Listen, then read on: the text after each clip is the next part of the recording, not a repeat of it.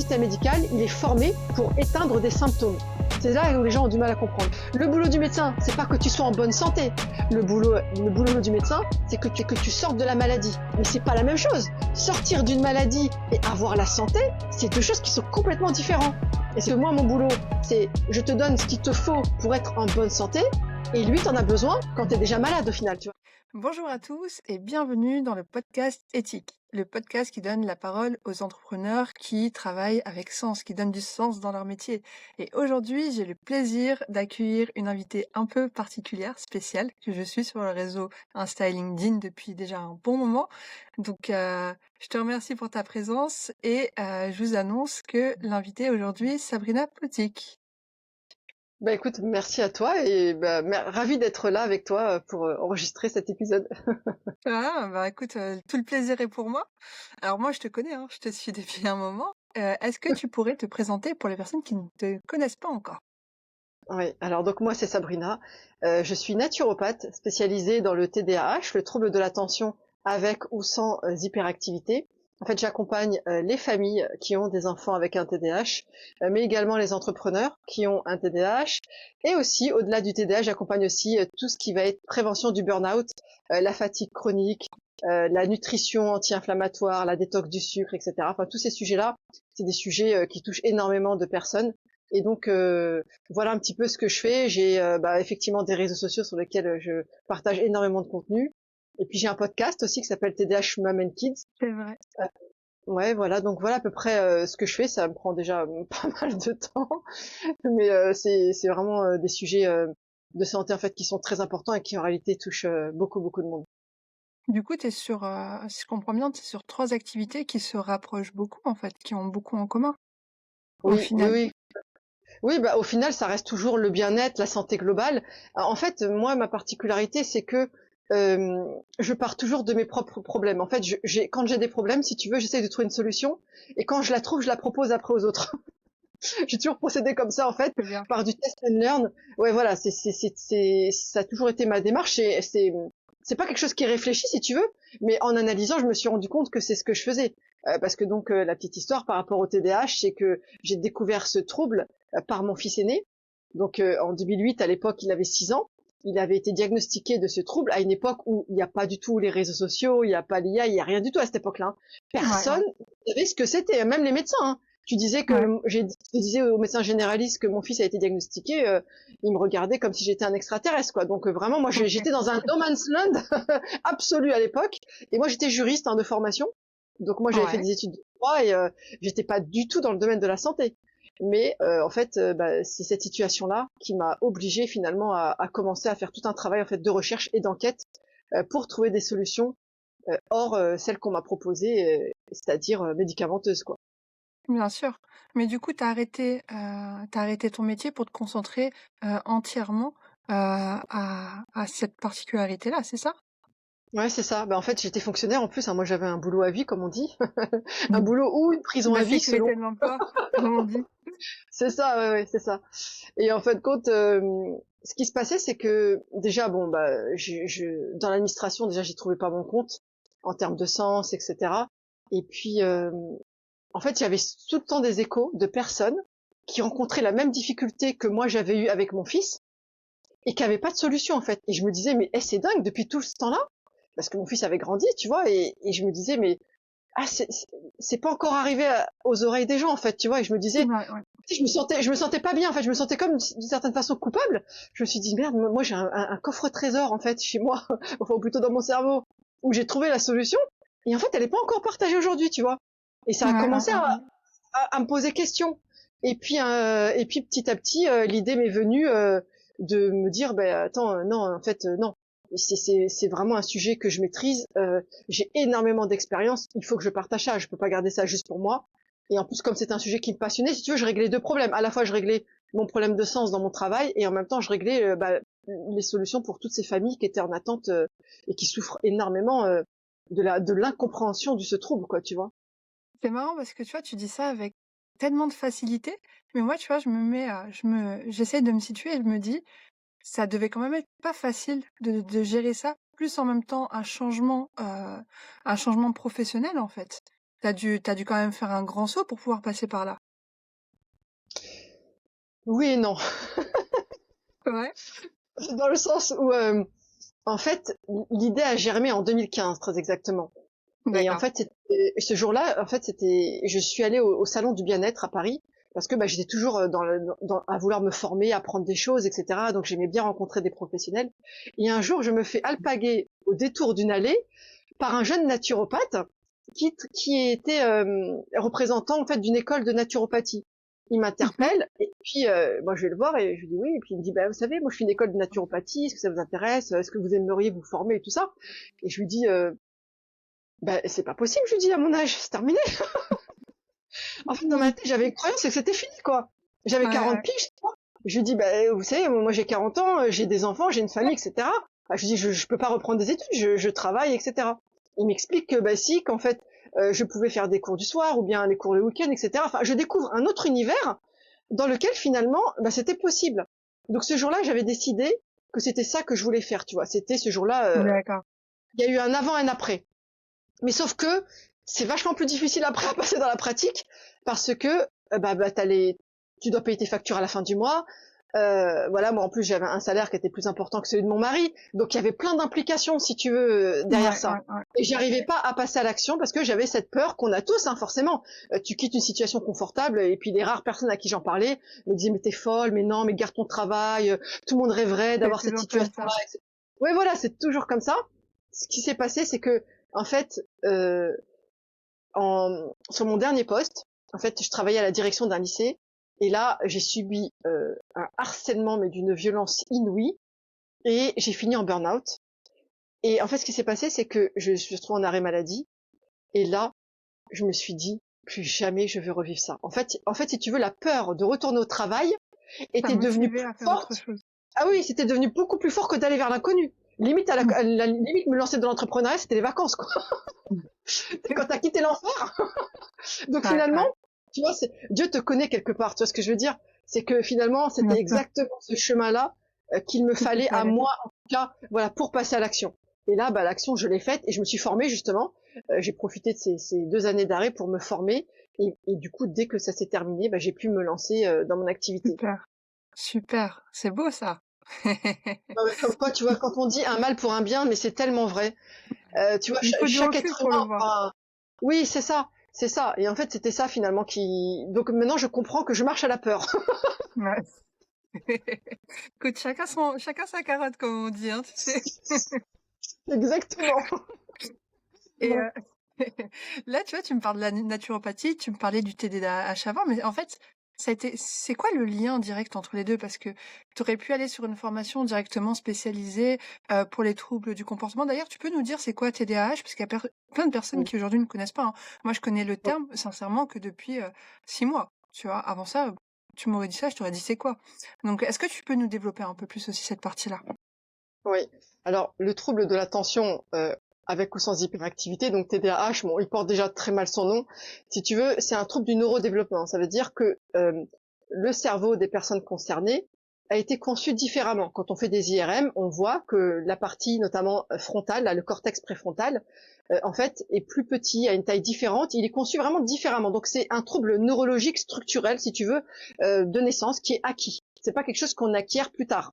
D'accord? D'accord. Donc, voilà, donc c'est vraiment une constitution neurologique propre en fait, et qui va entraîner plusieurs symptômes, notamment des difficultés attentionnelles justement, mais en fait des difficultés attentionnelles quand on n'est pas intéressé. Parce qu'en réalité, quand on est intéressé, on peut se concentrer énormément, il n'y a aucun problème. Mais c'est tout ce qui va être tâche ennuyeuse ou dès que justement il n'y a pas cet intérêt-là, la concentration va être hyper difficile à mobiliser, beaucoup plus on va dire que quelqu'un lambda. Parce que quelqu'un lambda, Mhm. quand il est face, on va dire, admettons t'es en cours et que t'as un enseignant qui est hyper ennuyeux, ça ennuie tout le monde, d'accord? Mais l'effort que doit Ouais, générer ouais. la personne qui a un TDAH, elle est fois 50 Encore quoi plus par rapport à forte. lui, tu vois. Voilà, c'est ça. D'accord. Donc, donc ça va être un trouble de l'attention. Donc ensuite une impulsivité et une hyperactivité. Ça qui va être modulé selon chaque personne, parce que chaque personne qui a un TDAH est différente. Donc il y en a qui vont avoir par exemple plus de troubles attentionnels, d'autres ça va être plus d'impulsivité. Donc ça va être des gens qui vont être dans la réaction, tu vois, immédiate. qui vont agir en fait avant de réfléchir et très souvent provoquer des conséquences qu'ils n'ont pas voulu en réalité. Et puis tu as cette hyperactivité, en fait, qui peut être de 3 formes, parce que il y a la forme motrice, c'est-à-dire le fait de bouger. Ça, c'est très visible quand on est enfant, tu vois. Moi, mon fils était typiquement dans ce cas-là. C'était un enfant qui courait, qui sautait partout, quoi. Il s'arrêtait pas. Et à l'âge adulte, tu as des adultes qui conservent encore cette hyperactivité motrice. Et tu as Ouais. aussi l'hyperactivité qui peut être verbale. Donc ça va être des gens qui vont beaucoup, beaucoup parler. Et l'hyperactivité mentale. Donc c'est le fait de toujours être cogité, de réfléchir, d'être toujours tu vois, en train d'activer ses fonctions cognitives, on va dire. Et certaines personnes vont avoir un mix des 3. Donc on va dire que ça, attention, impulsivité, hyperactivité, c'est les 3 symptômes majeurs. Après, il y en a plein d'autres qui se déclinent, notamment le plus important, c'est ce qu'on appelle la dysrégulation émotionnelle, c'est-à-dire que les émotions sont ressenties de manière beaucoup plus intense et elles durent aussi beaucoup plus longtemps. Donc quand c'est une colère fois 50, on va dire, par rapport à quelqu'un qui n'a pas de TDAH. Tu vois. Et ça, c'est très dur à gérer D'accord. parce que dans le relationnel, tu vois, forcément, c'est compliqué quand tu dois interagir avec les autres et que tu rentres dans des colères noires, que tu sois enfant ou adulte, ça pose des soucis. Ces troubles que tu m'as décrits un peu, on les représente on a du mal à les voir, chez les enfants parce que finalement tout ce que tu me décris, moi, c'est ce que je vois régulièrement, en fait. Oui, c'est ça, parce qu'en fait, les enfants ont une immaturité cérébrale normale, en fait, qui est liée à leur évolution, si tu veux. Et donc, ils ne savent pas réguler leurs émotions. Ils ont besoin de l'adulte pour co-réguler, effectivement. Mais chez les enfants qui ont un TDAH, on est sur une autre dimension, en fait. C'est beaucoup, beaucoup, beaucoup plus. Et c'est ça qu'on a du mal à comprendre. C'est une question d'intensité, en fait, tu vois. C'est comme je te donne un exemple par rapport à un adulte. Si tu perds les clés, je sais pas moi, une fois de temps en temps, ça a rien à voir avec un adulte qui va perdre ses clés 3 fois par jour. Tu vois? Ouais, c'est sûr, C'est dans c'est sûr. l'intensité. Et les enfants, c'est la même chose. Donc l'enfant qui a un TDAH, ça va lui demander beaucoup plus d'efforts pour tout, en fait. Pour se concentrer en classe, pour avoir le comportement qu'on attend de lui, pour pas surréagir, etc., etc. Tout va être beaucoup plus difficile. D'accord, je vois ce que tu veux dire.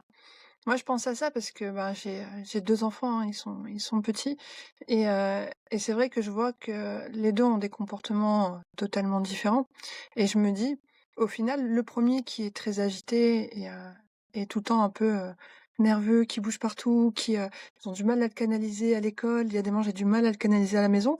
Hem, Typiquement, là, je vais l'amener chez un spécialiste, on va me dire: «Il est trop petit pour pouvoir savoir si oui ou non il a quelque chose». Heu, Entre-temps, moi, je peux pas savoir parce qu'en fait, j'ai pas cette expérience-là qui est derrière, qui me permet de dire si oui ou non il a un trouble. Hem, à l'école, ils peuvent pas savoir non plus, hein, parce que, ils ont pas forcément les compétences pour pouvoir le faire. Comment est-ce qu'on fait quand on est dans des situations comme ça? Alors le diagnostic, il se fait à partir de l'âge de 6 ans. Donc c'est comme C'est relativement tard? tôt. Oui, enfin oui, c'est tôt et c'est tard, oui, parce que en même temps, c'est lié à l'évolution de l'enfance. C'est normal qu'avant 6 ans, l'enfant va être plus agité, plus etc. Et c'est à partir du moment où il rentre à l'école justement qu'on estime que là, ça peut être un trouble au final. Donc ben, oui, c'est difficile, mais si tu veux, les enfants ont tous des besoins, qu'ils aient un TDAH ou pas, en réalité. Et aujourd'hui, le vrai problème, c'est pas de poser une étiquette, en fait. J'ai publié d'ailleurs à Bien ce sûr. sujet. Voilà. Parce que, en fait, ça rassure les adultes de poser un mot, MOT, sur des mots MAUX, on va dire, d'accord? Mais en réalité, il faut savoir que déjà les troubles du neurodéveloppement, parce que le TDAH fait partie des troubles du neurodéveloppement, comme par exemple le trouble du spectre autistique, etc. C'est des troubles assez complexes à diagnostiquer, contrairement à ce qu'on peut penser. Parce qu'il n'y a pas de marqueur biologique, tu vois. C'est pas comme si tu vas faire une prise de sang, tac, tu sais, t'es sûr, c'est ça. D'accord? Là, c'est un examen clinique. Donc il y a toujours une part de subjectivité qui fait que c'est très délicat. Et j'ai beaucoup de familles, parce que j'ai accompagné plus de 500 familles maintenant depuis 2021. Il y a beaucoup de familles, par exemple, qui ont eu des diagnostics complètement contradictoires, tu vois, selon le spécialiste que tu vas voir. Et c'est pas étonnant, D'accord. vu la complexité à être diagnostiqué. Le problème, c'est pas que l'enfant, on le met dans la case TDAH ou autre chose, etc. Le vrai problème, c'est qu'aujourd'hui, à notre époque, en fait, il n'y a plus aucun enfant qui a une santé adéquate, en fait, qui lui permet de réaliser ce qu'un enfant doit réaliser. Parce que en fait, euh, entre la pollution extérieure, la pollution intérieure, l'alimentation industrielle trop sucrée, les écrans, les difficultés de sommeil, etc., l'absence d'activité physique, le fait que les enfants n'ont jamais passé autant de temps enfermés dans des intérieurs, que ce soit à l'école ou à la maison. Bref, tout ça fait que on ne répond plus aux besoins de l'être humain, en fait, tout simplement. On vit dans une société qui ne répond plus aux besoins, que ce soit d'ailleurs ni des enfants ni des adultes. Et donc, au final, c'est normal qu'on se retrouve avec autant d'enfants qui sont en difficulté. Ne serait-ce que le système scolaire qui est totalement archaïque, hein, on va le dire, qui n'a pas évolué. Hein. Tu prends une photo des années 50 et tu prends une photo aujourd'hui, on est encore sur le même délire. Hein. Donc, c'est-à-dire un système qui ne prend pas en compte déjà la variété des intelligences possibles. Oui, aussi. Et puis même le fait que tu as des enfants qui ont besoin d'apprendre, par exemple, par le mouvement. Tu as des enfants qui ont besoin d'apprendre en touchant, qui sont plus kinesthésiques. Voilà, tout le monde ne va pas apprécier le fait d'être statique, posé comme ça et de devoir absorber du contenu en réalité. Donc si tu veux déjà juste ça correspond même pas à des besoins physiologiques classiques d'un enfant. Et moi, ça me choque. De façon normale. Quand on prend du recul, qui est capable de faire ça en fait? Même nous en tant qu'adultes, tu nous mets durant 7 heures à écouter et absorber de l'information. Oui. Moi, au bout de 30 minutes, je commence à décrocher. Hein. Oui, je sais pas si c'est normal, mais c'est pas humain. Mais complètement. Mais en fait, on a fait comme si nous étions des machines. Et on s'étonne qu'après, il y ait autant de gens qui aient des soucis, que ce soit des problèmes de santé mentale ou ailleurs ou autre. Je veux dire, mais aujourd'hui, va trouver quelqu'un qui est vraiment en bonne santé. C'est extrêmement rare en fait. Les gens ne vont pas bien parce que du début à la fin, quand tu penses qu'on a mis la scolarité obligatoire à 3 ans, mais c'est hallucinant à 3 ans. À 3 ans, ton gamin, il vient juste d'arriver sur Terre, il va déjà être évalué, s'il te plaît. Et après, ça va faire des adultes qui ont un profond mal-être parce qu'ils ont été, soit ils n'étaient pas à la hauteur de ce qu'on attendait d'eux, mais qui avaient finalement une autre forme d'intelligence, mais qui ne va pas être, elle, valorisée. En fait, l'école, elle valorise quoi? Elle valorise uniquement les compétences qu'elle est capable d'évaluer, pardon. Donc, et puis, elle évalue l'individuel en plus. Elle évalue pas le groupe. Complètement. Elle évalue certaines disciplines, elle évalue pas tout en fait. Non, et d'une seule façon, pas de plein de façons différentes. Exactement. Et puis exactement. Du coup, par exemple, t'as un problème pour l'école, t'as une seule solution. Alors qu'en réalité, dans la vie de tous les jours, avec un problème, tu peux avoir des milliers de solutions possibles. Et tu vois, et c'est tout ça où c'est complètement aberrant. Voilà, on t'apprend juste. Enfin, pour moi, voilà, l'école de toute façon, elle sert juste à t'apprendre à te soumettre à un système. Hein, c'est tout, pas ni plus ni moins. C'est pour ça d'ailleurs qu'on nous a, regarde, moi on n'est pas du tout de la même génération, mais par exemple moi, ma génération, moi je savais même pas que ça existait l'entrepreneuriat. Aujourd'hui quand même, on se rend compte qu'on a quand même un peu de chance dans le sens où les réseaux ont démocratisé des choses qui avant, mais c'était complètement confidentiel. Personne n'avait jamais entendu parler de ça. Et tu sais que même les écoles privées, je savais même pas que ça existait. À un moment donné, quand je suis passée au lycée, j'ai remarqué qu'il y avait des camarades que je voyais plus. Je me suis dit, c'est bizarre, ils sont plus là. J'ai découvert vraiment longtemps après qu'en fait il y avait un circuit parallèle en fait, qu'il y avait des écoles privées et que mes camarades, voilà, dont les parents avaient des moyens financiers plus élevés, et ben eux avaient mis leurs enfants dans ce type de structure, tu vois. Mais tout ça pour te dire que avant on n'avait pas l'information, on ne savait pas qu'il y avait d'autres voies possibles et l'école continue aujourd'hui à faire comme s'il y avait que cette voie-là possible, tu vois. Et je me rappelle un jour j'ai eu un problème avec un prof de mon fils, un prof de lycée. Parce que mon fils est un grand sportif, lui c'est un basketteur, donc lui forcément les joggings c'est sa vie quoi, tu vois. Il avait pas le droit de porter des joggings. Et alors un jour il m'a dit comme ça, il m'a dit moi aujourd'hui je vais y aller mais je te préviens je mettrai pas de jogging. Je lui ai dit écoute t'es grande, fais ce que tu veux. Moi c'est ta responsabilité en fait, c'est ton problème. Il me dit ok, il y va, ça a pas loupé. La prof principale s'il te plaît, elle a que ça à faire purée. Il avait 17 ans s'il te plaît, elle m'appelle pour me dire qu'il faut recadrer mon fils. Parce qu'il est venu en jogging à l'école. Et alors... C'était le problème du siècle. Ouais, grave. Non, mais je me suis dit, oh, wow, c'est hallucinant. Parce que moi, mon fils, c'est vraiment pas un gamin qui pose problème, il n'y a pas de problème de comportement, etc. Donc, je me suis dit, wow, comment elle a pris son temps pour me parler de ça. Et alors, après, je lui dis, écoutez, je comprends, madame, c'est les règles, il les a pas respectées, donc, faites ce que vous avez à faire, hein, c'est votre job, moi, j'ai rien à dire par rapport à ça. Après, je dis, par contre, excusez-moi, il a pas le droit de porter un jogging. Et elle me dit, c'est parce que vous comprenez, quand il aura un employeur et qu'il aura des entretiens d'embauche, vous comprenez bien qu'il peut pas se présenter en jogging s'il veut avoir des chances d'avoir ce poste-là. Mais j'ai dit, mais d'accord, je comprends, madame. Je lui dis, mais par contre, alors du coup, vous partez du principe que mon fils va faire des entretiens d'embauche et donc va être salarié. Mais je lui dis, est-ce que vous êtes au courant qu'il y a d'autres possibilités? Peut-être que ça l'intéresse pas du tout, lui, d'être salarié. Et là, alors j'ai eu un grand blanc pendant 10 secondes. Elle s'est dit, mais c'est quoi cet énergumène? Moi, je voulais juste comprendre, tu vois. Et après, elle m'a dit, oui, oui, oui, je vois ce que vous voulez dire, mais c'est comme ça, c'est comme ça. Voilà. Bon, à la fin, tu vois, tu vois bien Enfin, que elle a la pas règle su est quoi dire en tellement. fait. Oui, non, elle a pas su quoi dire. Et si c'est ça l'argument, ça n'a aucun sens parce Mm. que c'est pas la seule voie possible. Je suis désolée. Donc, Et, enfin, bref. et, et même, quand bien même, en fonction des métiers, on s'habille pas tous de la même façon. En Moi, j'ai déjà plus, été en entretien en jean, basket, j'ai pas eu de soucis. Donc, faut bien arrêter sûr, de te braquer sur ce genre de choses. mais Ça dépend carrément, vraiment du domaine dans lequel tu travailles. mais Peut-être, carrément. ça se trouve, il va aller dans des clubs de sport, c'est tout. Il va vraiment développer ça. Il va venir en jogging. On va lui dire, tranquille, en fait, c'est normal. C'est, Et c'est, bah, c'est le, c'est le bah standard, hein. l'exemple, mais carrément. Mais d'ailleurs, l'exemple de ce qu'il fait aujourd'hui, à l'époque, on savait pas encore qu'il allait faire ça, mais il est photographe et vidéaste pour les clubs de basket. Bah, je peux te dire Ah qu'ils en ont ouais, absolument rien à faire. Ils sont en jogging, c'est pas un problème, quoi. Tu vois. bah oui. Non, C'est mais fou, voilà, hein. tu vois, C'est voilà, on fou. est vraiment sur un système archaïque et qui ne donne pas sa chance à tous. Et ça, c'est vraiment très regrettable parce que finalement, il y a énormément de potentiel qui est gâché. Vraiment, ça, c'est quelque chose que j'ai beaucoup vu avec les camarades aussi de mes enfants, tu vois, parce que je les ai vus grandir avec d'autres camarades qui avaient pas forcément le même encadrement que mes fils, tu vois. Et ça me fait vraiment mal au cœur. Par contre, c'est vraiment un sujet Ouais, ouais, ouais. qui me peine Mais parce que, au final, tu vois, j'y réfléchissais il y a pas longtemps, j'en discutais. Et le problème, c'est, tu vois, on a tellement de soucis au niveau de l'éducation, entre le programme qu'il faudrait revoir. Il faudrait intégrer des choses. Le fait que les méthodologies soient pas les bonnes, diversifiées, les examens, la façon d'évaluer, tu vois. Plus, si juste on fait tout ça, faut aussi se dire que derrière, il faut que les professeurs, faut les former. Il faut pas juste en fait claquer un programme et dire bon ben, c'est bon, on révolutionne tout. Donc en fait, ça demande vraiment une refonte totale, une restructuration totale et des formations en fait qui doivent arriver. Et ça, malheureusement, je pense que ça nécessite un gros budget, du temps, et je pense pas qu'il y a la motivation, la volonté derrière de mettre tout ça en place. oui, c'est ça. De toute façon, c'est toujours une question de volonté politique, hein, parce que quand on a la volonté, on met les moyens derrière. Mais ça les intéresse pas, évidemment. Parce que oui, quand tu vois qu'aujourd'hui, qu'on a une meilleure connaissance de tous ces troubles-là, et quand tu sais que les enseignants ne sont pas obligés de se former, et que donc tu as énormément d'enseignants qui ne sont pas formés, mais c'est dramatique en fait.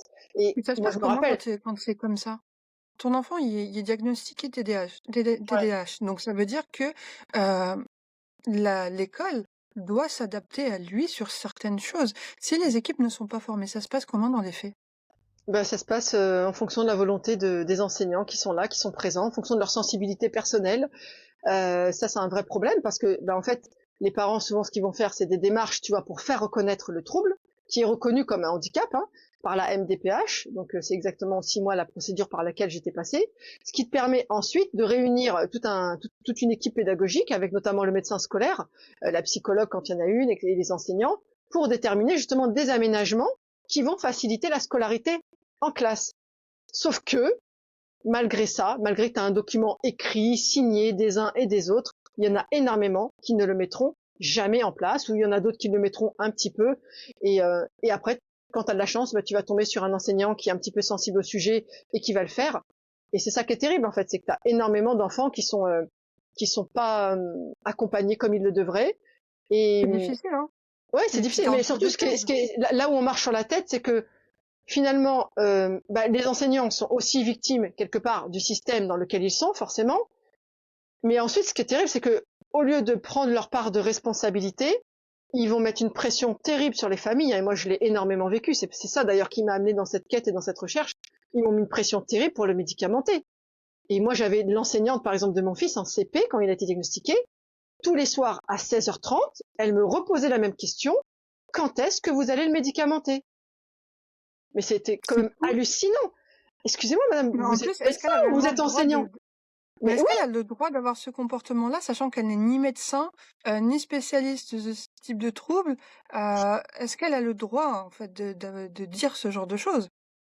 bah, théoriquement non, mais dans la pratique, malheureusement, c'est ce qui passe, hein. Tu vois, moi, le nombre de mamans que j'ai accompagnées qui me racontent les séances de torture psychologique auxquelles elles ont droit, faut voir, parce que maintenant, c'est des menaces. Hein. Tu as des menaces, on te fait comprendre qu'en gros, ok, tu veux pas le médicamenter, bah alors prépare-toi, en gros, ce sera soit l'exclusion, soit pire, maintenant, c'est la menace du signalement. Moi, j'ai de plus en plus de mamans, carrément, qui sont signalées parce que elles ne médicamentent pas leur enfant.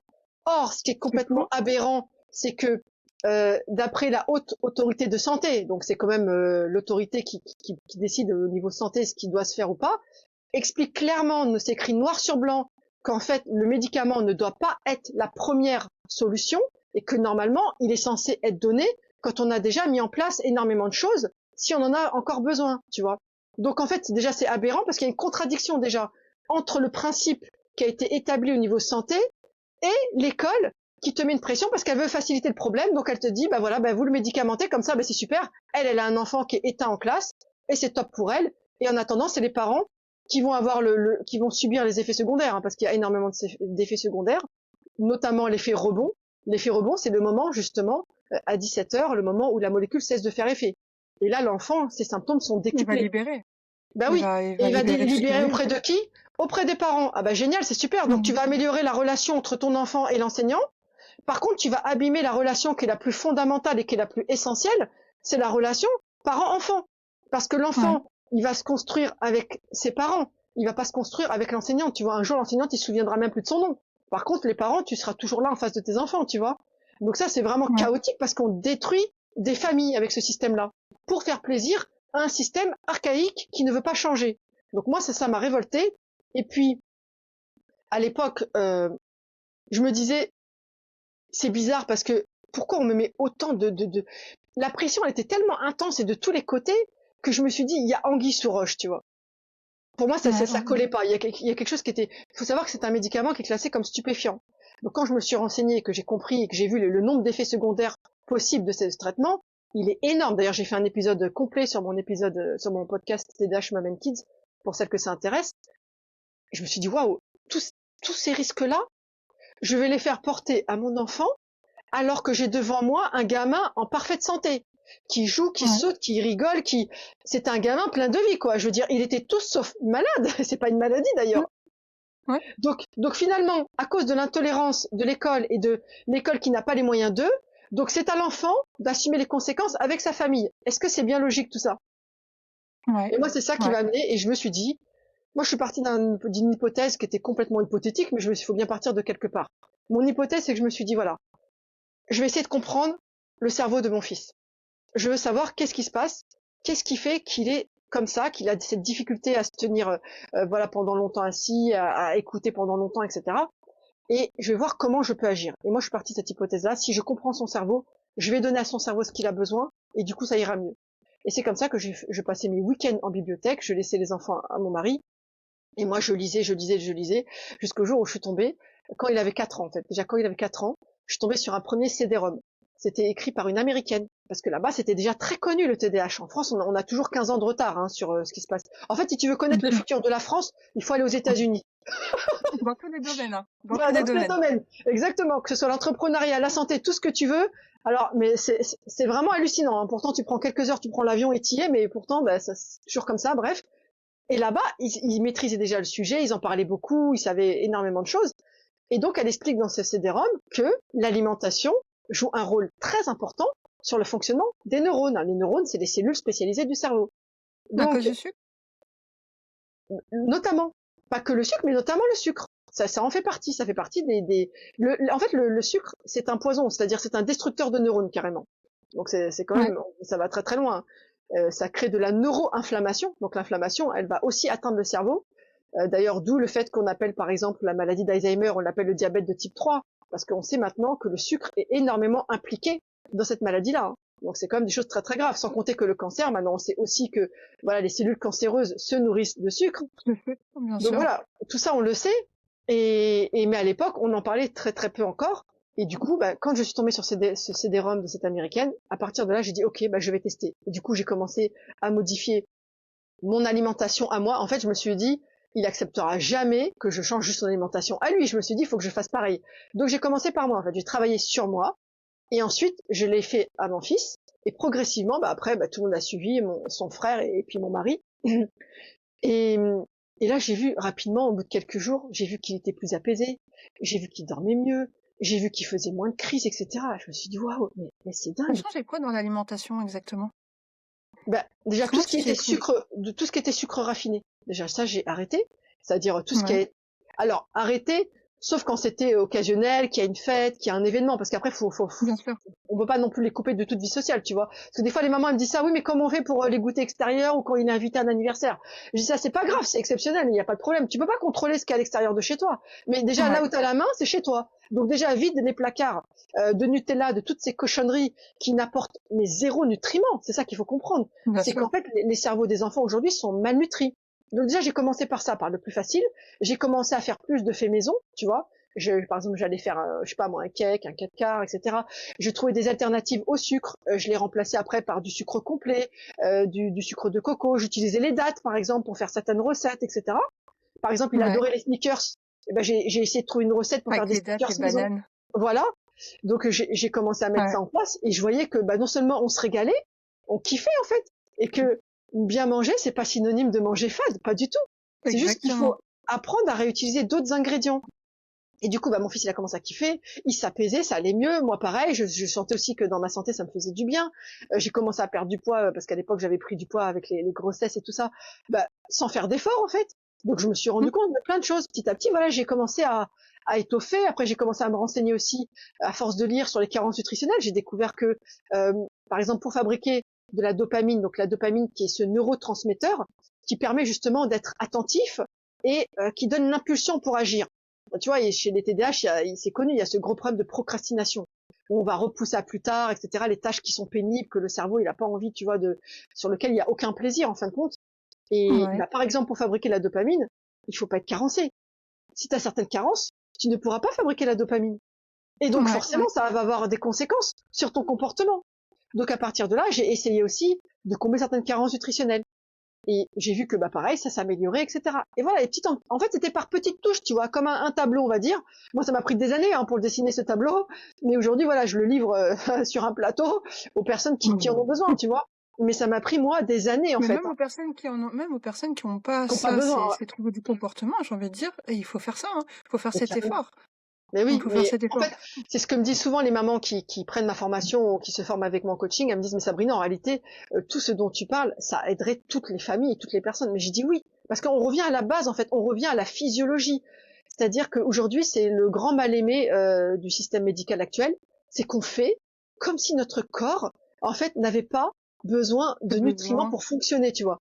C'est comme Ouais, si on nous ouais. demandait d'avoir une voiture, mais de réussir à la déplacer sans remplir d'essence, tu vois. C'est impossible, en fait. Mais c'est ce qu'on fait On avec nous notre corps demande de tous la les jours. productivité sans nous donner les ressources C'est derrière, en ça. fait. Ouais. Exactement. Et donc aujourd'hui, c'est pour ça qu'on a des zombies, hein. Les gens en fait sont en mode automatique, hyper carencés. Le cerveau en fait n'utilise même plus ses fonctions cognitives. L'autre jour, j'ai une personne qui Mmh. m'appelle et qui me dit Sabrina, je viens de commencer une formation, j'arrive pas à réfléchir, j'arrive pas à apprendre, je retiens rien, etc. Et je lui dis ok, c'est quoi ton mode de vie? Et quand elle m'explique, j'ai dit mais écoute là, tu dois être tellement carencé. La priorité de ton corps, c'est pas d'apprendre des nouvelles connaissances en fait. En fait, quand on est carencé, la priorité du corps, c'est la survie, hein. Toi, ton Ouais. organisme, sa priorité, c'est que tu vives. Donc, le peu de nutriments que tu lui donnes, il va l'utiliser pour les fonctions vitales. Il va pas du tout Mmh. l'utiliser pour que tu commences à bien réfléchir, à prendre des concepts, à être créatif, mais pas du tout. Du coup, tu rien en stock. Vu que ce que tu Mais prends, oui, tu l'élimines directement, tu rien en stock. énormément. Et t'as beaucoup de gens qui te racontent ce phénomène de brouillard mental, quoi. Genre, je suis devant ma feuille, j'essaye d'apprendre des trucs, mais en fait, c'est imperméable, ça ne rentre pas. Et en fait, c'est Ouais. normal. Le simple fait déjà d'être dans cette situation de brouillard mental, c'est un indicateur essentiel de ce qui se passe à l'intérieur de ton corps, tu vois. Et on a des signaux. Et nous, en tant que naturopathe, c'est ça, c'est que moi, j'analyse les signaux que les gens me donnent, et à partir de ces signaux-là, tu comprends très vite la situation, et tu essayes de Mmh, mmh, remédier mmh, mmh. à ces manquements-là qui sont énormes. Mais tu vois, par Bien sûr. exemple, je te donne un exemple tout bête qui m'est arrivé. Je me rappelle dans les premiers temps où j'ai commencé à exercer, j'avais une personne, très dans le domaine médical d'ailleurs, qui n'arrivait pas à dormir. Quand elle est partie voir un médecin, forcément, qu'est-ce qu'il va lui proposer? Des somnifères. Parce que le Ouais, médecin, la mélatonine et compagnie. oui, la mélatonine encore c'est gentil, lui il est allé direct sur vraiment le vrai somnifère, quoi. Donc en fait, D'accord. ouais, non, il est même pas passé par la mélatonine. Le médecin, si tu veux, lui, il est de bonne foi. C'est-à-dire que lui, il a été formé pour ça, d'accord? Le système médical, il est formé pour éteindre des symptômes. C'est là où les gens ont du mal à comprendre. Il est juste formé, je répète, à éteindre des symptômes. Donc, en Oui, fait, il est traite pas formé. la cause. Non, mais non, parce qu'en fait, son boulot, c'est pas de te donner la santé. C'est ça que les gens ont du mal à comprendre, en fait. Le boulot du médecin, c'est pas que tu sois en bonne santé. Le boulot du médecin, c'est que tu sortes de la maladie. Mais c'est pas la même chose. Sortir d'une maladie et avoir la santé, c'est deux choses qui sont complètement différentes. Et c'est pour ça que je dis toujours qu'on est complémentaires. Parce que moi, mon boulot, c'est je te donne ce qu'il te faut pour être en bonne santé, et lui, t'en as besoin quand t'es déjà malade au final. Tu vois, nous, on agit plus normalement sur la prévention, tu vois. Ouais. Et donc, quand elle est allée voir ce médecin, il lui donne des somnifères, et elle a pas envie de prendre ça, parce qu'elle est dans le domaine médical et qu'elle sait très bien les conséquences qu'il peut y avoir à moyen et long terme. Elle a pas envie de passer La par ça. dépendance, ouais. Voilà. Donc, elle me contacte. Je fais un bilan complet, je lui demande comment elle mange, comment elle dort, son activité physique ou pas, etc. Bref, comment elle vit de manière globale. Et à un moment donné, il y a un truc qui attire mon attention. Je lui parle d'hydratation. Et elle me dit, je bois 1,5 litre de thé par jour. Je dis, waouh, ça fait beaucoup de thé que par jour. C'est énorme. Ouais. Ouais. Et elle avait pris cette habitude pour tenir le coup, en fait. Pour tenir le coup, elle s'est habituée à boire du thé. Je lui ai dit, écoute, demain, juste demain, je lui ai dit, on va faire un premier test. Diminue les 1,5 litre là, bois que la moitié déjà. Donc 75 centilitres, ok? Le surlendemain, pardon, elle m'appelle, elle me dit, Sabrina, j'ai enfin dormi. Mais tu vois, un truc tout La bête. caféine, c'est comme la caféine, hein. Mais oui, bien sûr. Il y a des heures, il y a des quantités à respecter. Mais carrément. Mais ce que je veux dire par là, c'est que le médecin, il lui a jamais demandé comment elle s'alimentait, il lui a pas demandé ce qu'elle buvait. Tu vois ce que je veux dire? Il a pas le temps de faire ça. Ouais. Donc lui, ce qu'il veut, c'est juste éteindre nos symptômes. Alors qu'en fait, il faut juste, revenir à la base de la physiologie, de quoi ton corps a besoin. Et peut-être que tu lui apportes trop de quelque chose qu'il n'a pas besoin, et pas assez de ce qu'il a besoin, tu vois. Ouais, c'est marrant parce que ça me fait penser, tu parles d'hydratation. C'est vrai que moi, je suis quelqu'un qui a été sujet à des très très grosses migraines pendant des années. Et, et une fois, j'ai été voir une médecin et c'est la première personne qui m'a dit, écoutez, bon, il y avait juste un truc qui fonctionnait pour calmer les migraines. Elle m'a dit, je vous le prescris parce que c'est que sur ordonnance, c'est assez fort et tout. Et elle m'a dit, ce que vous allez faire, c'est que vous allez essayer de réfléchir. Quand est-ce que vous avez vos migraines? Dans quel environnement vous êtes? Qu'est-ce qui peut les déclencher? Et à cette période-là, je me rappelle, je travaillais à McDo. Et quand elle m'a dit ça, je me suis dit, je vais essayer de voir. Et j'ai fait la relation, je me suis dit, mais donc je réfléchis. Au bout d'une semaine, je me dis, mais à chaque fois que j'ai eu la migraine, c'était à cette heure-là, j'étais à ce poste-là, et il y avait tous les bips à côté qui s'enclenchaient. Et c'est ça qui. Et du coup, je me suis dit, je vais demander à changer d'endroit et tout. J'ai changé. Plus de migraine. La base. Mais vraiment la base, identifier ce qui cause. Et là, j'ai été resujet à des migraines, tu vois, l'année dernière. Et pareil, je me suis dit, je vais essayer de voir, de comprendre un peu ce qui va pas. Hydratation. J'oublie de boire. Je peux ne pas boire pendant 2-3 jours. Malheureusement, je fais pas exprès, hein. Il y a des personnes qui me disent, c'est facile de boire, mais en fait, non, pas forcément pour tout le monde. C'est pas quelque chose, c'est pas un réflexe inné chez tout le monde. Et maintenant, je vois quand je bois pas pendant 24 heures, migraine directement derrière. Et en fait, tu as cette causalité qui est là, mais pour pouvoir en prendre conscience et savoir en fait qu'est-ce qui fait que et comment tu remédies à, en fait, il faut s'écouter, il faut écouter son corps et il faut s'observer en fait. C'est un gros travail, hein. Mais oui, mais le problème, c'est que personne prend le temps de faire ça. Non, bah le médecin, tu vois, migraine, bon ben, ok, on va donner des médicaments généralement pour calmer les migraines. On va essayer de voir s'il y a des problèmes. On m'avait dit peut-être la mâchoire, le ci, le ça et tout. Mais la base même, en fait, c'est quoi votre rythme de vie? Vous vous couchez à quelle heure? Vous vous réveillez à quelle heure? Est-ce que vous avez des problèmes de sommeil? Est-ce que vous buvez? Qu'est-ce que vous mangez? Est-ce que vous travaillez? Est-ce que vous travaillez assise, dehors? Enfin, tout ça, en fait, on ne te le pose pas. On te le pose pas, on te le demande pas. Absolument pas. Ouais. C'est chaotique, hein. Et à côté de ça, on va prendre des traitements, alors qu'en fait, c'était pas forcément indispensable, qui vont eux-mêmes provoquer d'autres effets secondaires. Donc tu vois un peu l'effet cascade, quoi.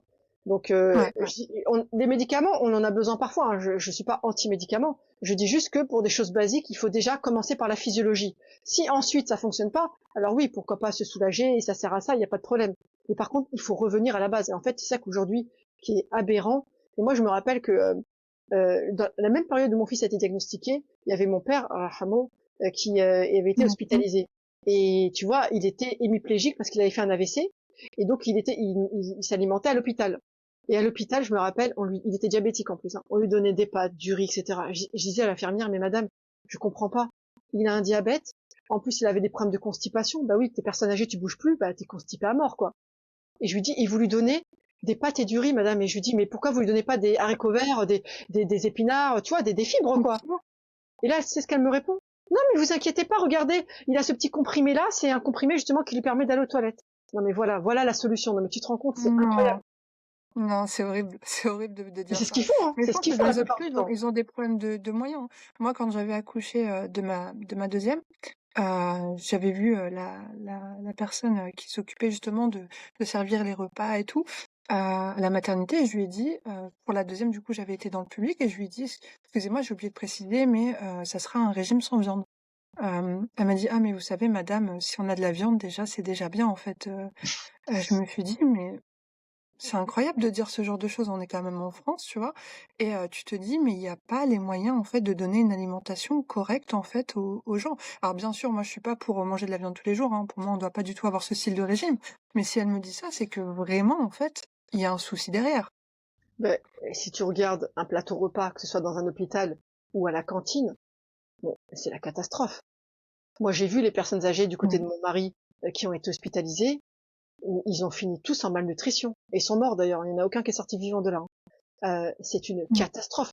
Comment tu veux redonner de l'énergie à ton corps avec de la nourriture qui est morte, quoi? Ouais, Vraiment, la morte, c'est aberrant. industrielle et puis, en Mais plus, même oui, si quand tu t'alimentes bien, faut partir du principe qu'un aliment aujourd'hui n'a plus la même valeur nutritive qu'il avait il y a 10, 15, 20 ans de ça. Donc ça bien veut sûr, dire déjà on part avec déjà un un handicap. handicap. Bah oui. Alors tu en rajoutes encore un derrière avec l'alimentation qui est dégradée, les repas, le fait d'être sur des choses industrielles, ultra transformées et tout, c'est difficile. Donc moi je peux comprendre, à la limite, j'ai envie de dire, on est peut-être tous, on va tous, développer des symptômes des symptômes TDAH, que ce soit adultes et enfants et on court vers des vrais problèmes, en tout cas pour la société, pour les années à venir, hein. C'est difficile, il faut Ah bah vraiment là, ça va. sensibiliser les gens. Ah oui, mais c'est difficile, hein. C'est un gros travail. Parce que les gens ont pris de très mauvaises habitudes et c'est difficile de les changer. Donc, ça demande vraiment une vraie prise de conscience, hein. De toute façon, moi, les gens qui me contactent, c'est que des gens qui, à un moment donné, soit ils sont arrivés au pied du mur, ou soit ils ont pris conscience, tu vois, qu'à un moment donné, ça peut plus continuer comme ça. En fait, comme on est dans un système où il n'y a pas du tout de prévention, si tu veux, là, dans la mentalité collective, c'est j'attends d'être malade, en fait. Mais le Ouais. problème, c'est que quand tu n'agis pas pour ta santé, tu es déjà en train de fabriquer ta maladie. Sauf que la maladie, tu vas le savoir dans 5, 10 ans, 15 ans, hein. Quand quelqu'un Et tu découvre le qu'il a un sais, il y a des cancer, personnes, ils le savent jamais, ils ont des symptômes, ils savent jamais ce qu'ils ont, hein. ah oui, mais tout à fait. Mais il y en a énormément comme ça. Quand les gens découvrent qu'ils ont un cancer, ça date pas d'hier, hein. Le cancer, Mmh. ça fait déjà des années et des années qu'il est déjà en route, hein. Ouais, Simplement, ouais, ouais. voilà, on n'a pas encore l'information. Et c'est ça le problème. C'est pour ça aussi que, tu vois, moi j'ai du mal avec Octobre Rose et tous ces trucs-là, parce que faire croire aux femmes que c'est juste le fait d'aller se faire dépister qui va te sauver. Et non, j'aimerais bien qu'on ait un peu plus d'ambition pour les femmes que ça, hein. En fait, faut arrêter de prendre les gens pour des imbéciles, quoi. Enfin, Ah, tu si vas te on faire si on est tu... diagnostiqué positif, là, là, bah, Oui, maintenant, en fait, ben après, voilà, c'est mais c'est notre trop aide. tard déjà. Ben oui, c'est déjà trop tard pour moi. Enfin, je veux dire juste se faire dépister, c'est juste aller faire un constat, en fait. Tu vas faire un constat. J'ai ou j'ai pas. Ok, ben si t'as, c'est sûr que c'est mieux de se faire soigner. Par contre, on parle pas de prévention avant, en fait.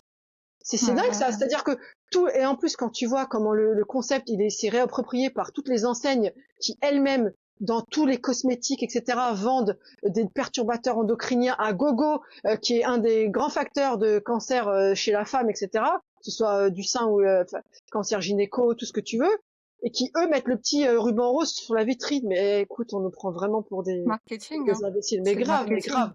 Donc c'est hallucinant, tu vois. Donc moi, tu me verras jamais parler d'Octobre Rose sur mes réseaux, mais jamais, parce que je suis désolée. Moi, j'ai plus d'ambition que ça pour nous les femmes, quoi, vraiment. C'est sûr, c'est sûr. Du coup du coup, quand est-ce qu'on généralement, les personnes qui viennent te voir, en fait, elles te contactent comment? Pourquoi? À quel moment? Comment est-ce qu'on sait qu'on a un besoin et qu'il faut venir te consulter? Mais en fait, la logique voudrait que, tu vois, comme en Asie, tu vois, les Asiatiques, les Chinois, ils attendent pas d'être malades, tu vois. Faut D'ailleurs, des bilans là-bas, annuels, ouais, exactement. Et ils ont des suivis, bilan ils de font de santé. l'acupuncture en préventif, ils font plein de choses en préventif. Ils attendent pas d'être malades. D'ailleurs, là-bas, si un médecin, si tu retournes voir régulièrement ton médecin, là-bas, c'est mauvais signe. Ça veut dire que le médecin, il fait pas bien son travail, tu vois. Tu Mmh vois, nous, on n'a mh, pas du tout mmh. cette mentalité-là. L'idéal, ça serait, ben, en fait, dès le début de la vie adulte, par exemple, déjà d'aller faire un checkpoint, tu vois, d'aller voir, ben, qu'est-ce qui se passe.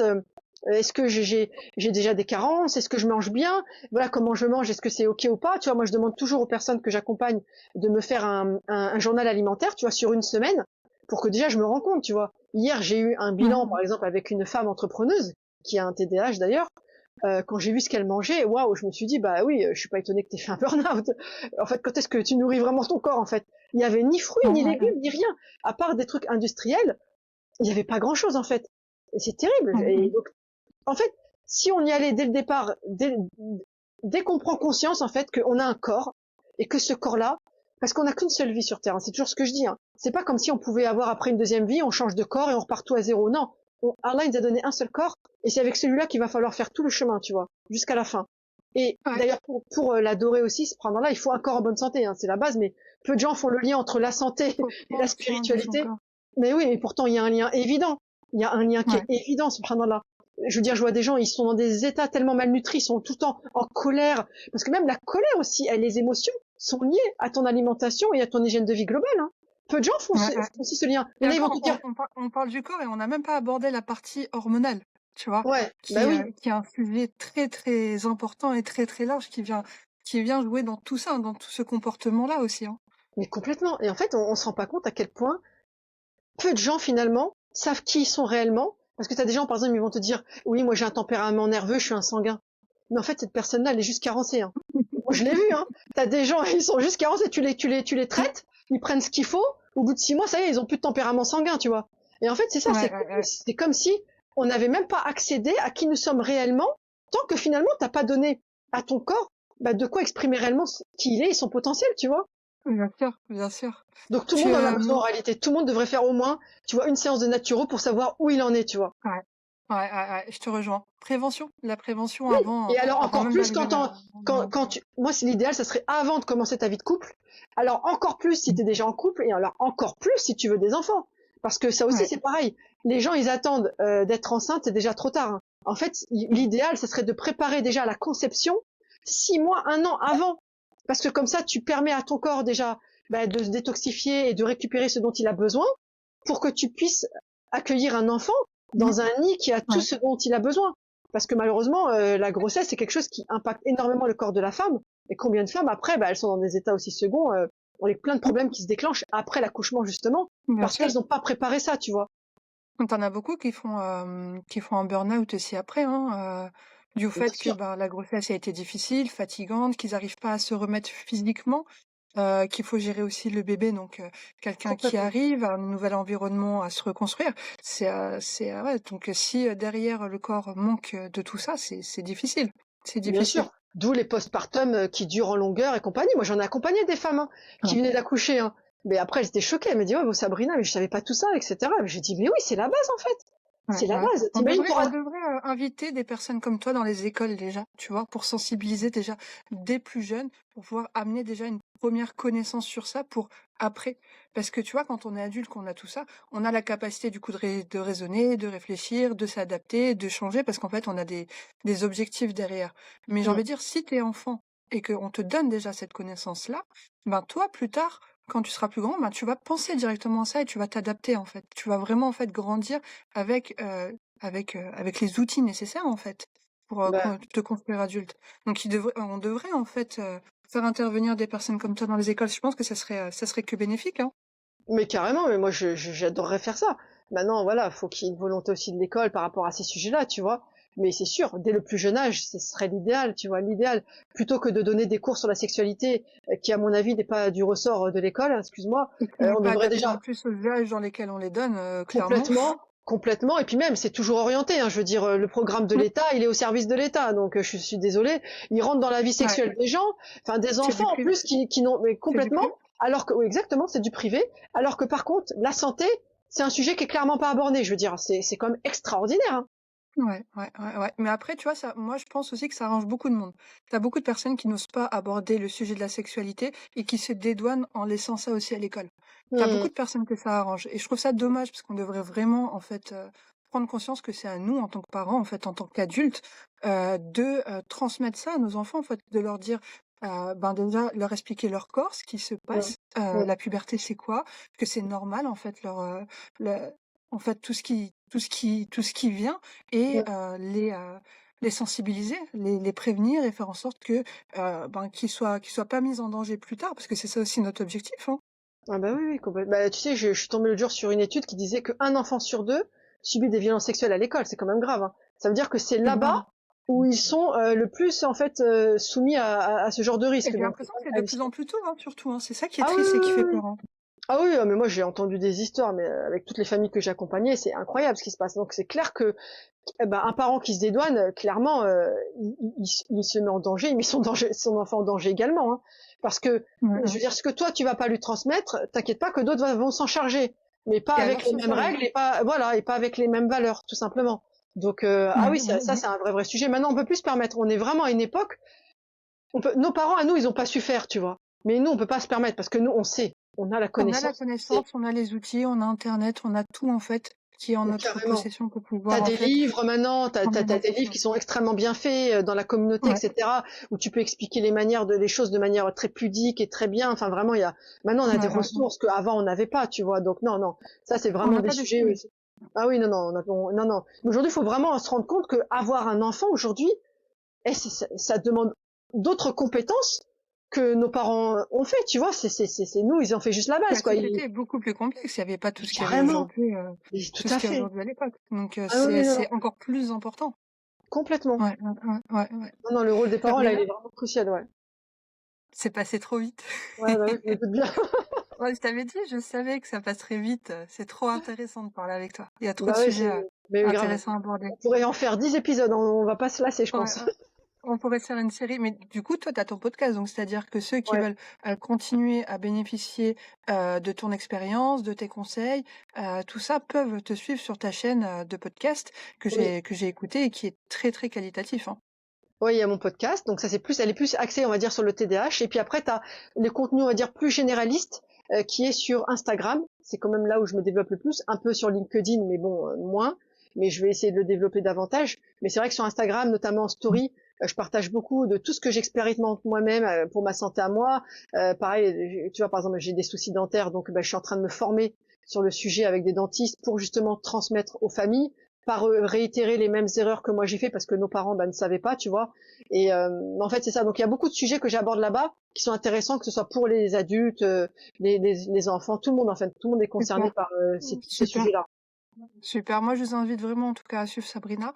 Sabrina, est-ce que tu as un dernier message à transmettre avant de terminer l'épisode?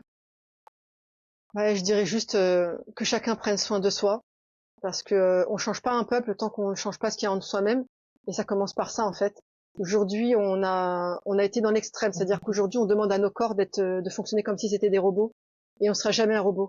Donc, il faut l'accepter. Et qu'on soit entrepreneur ou pas, je vois vraiment.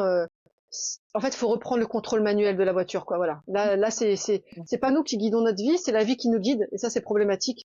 Et en fait, c'est ça. Reprenez le contrôle manuel, parce que il y a que comme ça que vous irez là où vous voudrez aller et avec vos objectifs à vous. Parce que sinon, vous risquez fort de vous perdre en chemin et voilà, de faire une panne sèche. Super, super. Bah écoute Sabrina, je te remercie beaucoup pour cet épisode Je t'en et, prie. je vous dis bah, à bientôt pour de nouvelles aventures avec un nouvel invité. À bientôt. À bientôt.